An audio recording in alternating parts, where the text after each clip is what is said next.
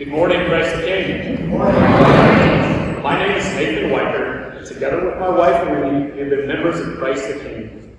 On and off for 20 years. We didn't get excommunicated, we moved away twice, but always kept in touch and felt like Christ the King was still our church home. Over the years, we've been active participants of the Feed the Homeless ministry, the various young adult groups, sang in choir, served on various councils and committees.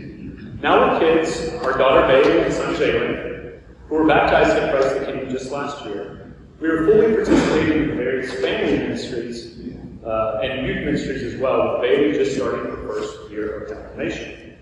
Today's topic is, of course, on stewardship, but before I get started on our family's reasons for giving, I first want to express a heartfelt gratitude to each and every one of you for your continued support for our church.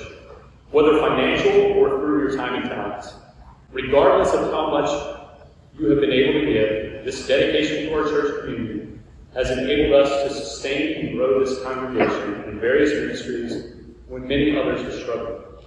A testament to this is the 30 new members we have welcomed this year, while addressing critical infrastructure needs. Hopefully you guys are enjoying the parking lot, and the launch of many new programs and outreach initiatives. But today, I want to talk to you about Wendy and I's reasons for stewardship, a vital aspect of our faith and commitment to one another. Stewardship is not merely about giving, it is about recognizing the blessings we have received and sharing them for the glory of God and the betterment of our congregation and community. I wanted to touch on 3 areas specifically where this support is needed and is already bearing fruit. Realistically, our congregation is changing, just as each of us are. Personally, I was reminded of this during a recent conversation with Pastor Sergio about young adults. We're still in the club, but realistically, we're not that young anymore. And with 2 kids, we have very different interests and responsibilities than most real young adults in the 18 to 35-year-old range. So, while we can still fellowship with what I'm going to call the midlife crisis crowd, I am heartened that we are working to build up a true young adults group that is truly young. In addition, while we have always truly valued the intergenerational opportunities in this community, this has become even more important with our kids.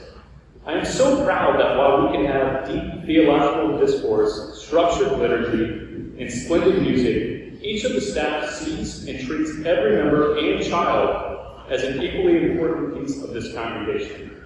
Kids in Camp is such a great additional step in this direction. We enjoyed that last night. Similarly, while we always knew that the youth and family ministry is doing great things, it's been truly impressive to see this firsthand with our children. Deacon Ben and the entire staff are doing an unbelievable job in bringing God's love and a lot of fun to our children. Finally, our commitment to service and justice, both direct with our congregation and with our community partners, continues to be hugely impactful. I've personally seen this in my participation with CCSC, our partnership with other churches for emergency services, employment support, and youth services. Organizations like this make a huge impact in our community, and in a world that unfortunately seems moving ever more towards selfishness, truly need our support and participation. However, to continue this journey and to expand our reach, we need your help. I'm asking each of you to consider giving a little more. If you're not giving yet, please consider doing so.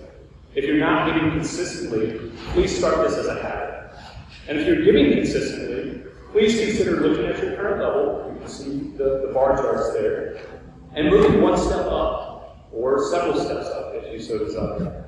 This is what Wendy and I will commit to do, and hope and pray you will join us.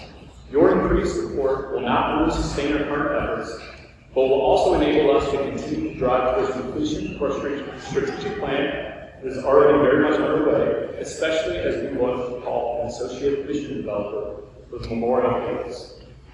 Thank you for your continued generosity, for your faith, and for your dedication to our church. May God bless you abundantly, and may we all strive to be good stewards of the gifts we have been given. Thank you for your time. Amen.